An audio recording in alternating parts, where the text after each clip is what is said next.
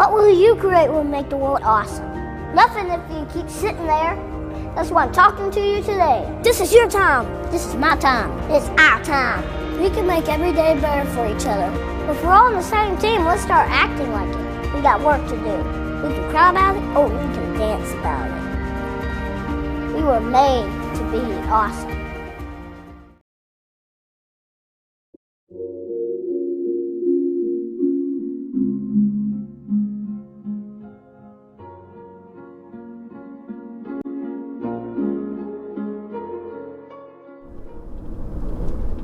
We had like a fucking last car crash. Good news. Yeah, man. So financial planning is... You got to keep your eyes on the street. Anyways, so welcome to the OFJ podcast, episode 1. It's our second attempt at doing it. 1.01. Had a couple technical issues on the first one, but we're back and we're better. So basically the way this podcast will run is for this episode we'll just give you a rundown of what we're trying to do with the podcast, what we're trying to achieve, what we want listeners to gain from it, and then we'll just go into my story and my journey into creating that Instagram page, Our Financial Journey, and then we'll talk about a bit about Andrew's story and his journey into becoming a financial planner. And by the way, so this is Andrew and here's my boss. So basically with this podcast, I kind of want to give people a platform to kind of like share their stories of success, their stories of self-improvement, which will help other people in a way like get inspired, get motivated. I think the biggest issue, right, with people is they don't know what potential they have. Exactly. Everyone you look at who you might deem as like successful started somewhere. Yeah.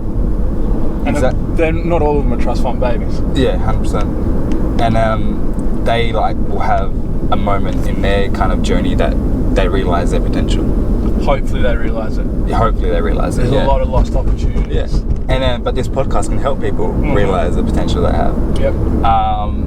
But yeah, like before we get started, just a quick disclaimer. Don't listen to anything we say. Nah. In regards to, if you need advice, go see an advisor.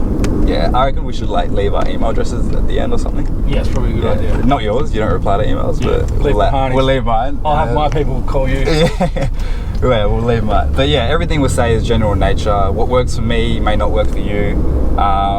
There's a saying, it's like, integrate, don't imitate. Exactly. But yeah, so we'll get into my story. Finished high school, went straight into uni, did engineering for 2 years. I don't know why I did engineering for 2 years. Can't even hang a picture. Can't even hang a picture. Yeah, I lack life skills. But so I did engineering in year 10. I made that decision in year 10 because that was like the peak of the mining boom kind of thing. Engineering was what everyone knew, and that's all I knew. So as like well. Civil engineering, structural engineering? Mining engineering, yeah, okay. So I was just like following the hype. I hadn't worked a job in my life, so I had no idea what work was. And you see the salary for an engineer, it's like, I want to become an engineer all because of money, but then you realise like it's not all fun and games. Yeah, you don't want to work for the money. No, mate, boom. You don't want to be, everyone gets out of bed initially to get money, but you want to be able to at least enjoy what you're doing, if not be passionate about what you're doing. Yeah, exactly. Engineering, and then I switched out of engineering, did economics and finance. So the whole point of staying in engineering for like 1 or 2 years was because of my parents. And they had this whole fantasy and dream of me becoming an engineer, and it kind of took me a while to gain the independence because I never really made any choices for myself getting into like university and stuff, you know what I mean? Like, because you're in high school, you go to school, you come home, you're with your parents, go to uni, that's it. And I was just working like casual part-time jobs, blah blah blah. So I never really made any big decisions for myself, and that was probably the biggest choice I made.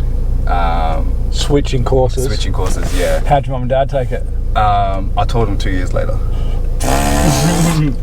I thought because I knew if I told him at the time, I would be like. So what? You were 2 years into your degree. Yeah, so I had a year left, and then I told them, and then. Well, you're like, no, I've always been doing finance.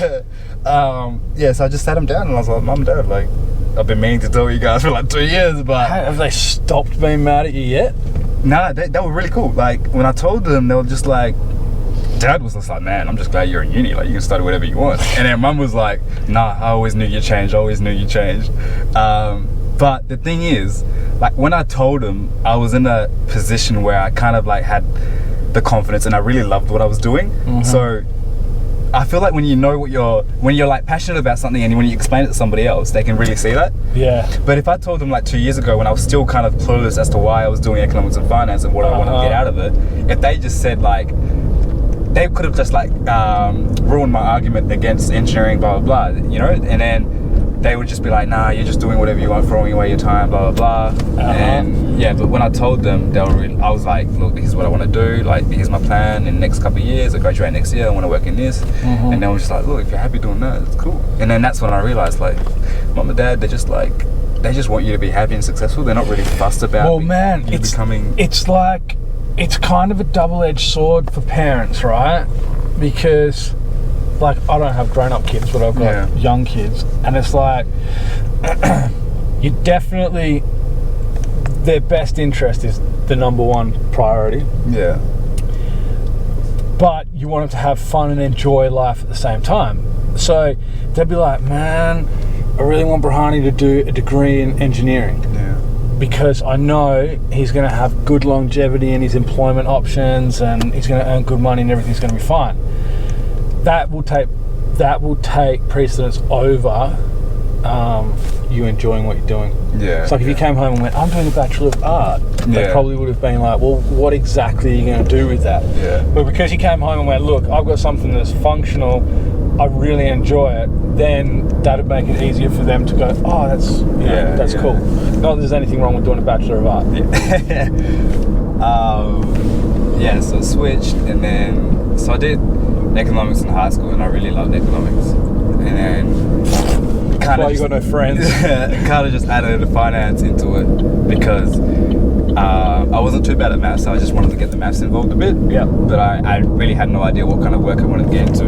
But I was like, the only way I'm going to find out is if I go out there, find some work experience. And that's what, like, even teachers in high school are like, if you're going to get a job after uni, you need some sort of work experience to go out there and get a job. But wait, how crazy is it that someone goes, right, you're going to go from primary school into high school. Yeah. You're going to go through high school. Maybe when you're old enough, you're going to get a part-time job working at Kmart, Macca's, whatever it might be. Then someone says, right, you're going to then go to university and you're going to study something that you're going to do for the rest of your life. Yeah. Does that not sound It's crazy. Like completely stupid? Yeah, it's crazy. Because what experience do you have in the workforce? Nothing. Zero. Yeah. So how do you know you want to be an engineer? I don't. Because it kind of sounds good. Yeah. That sounds like it'd be a good idea. Yeah.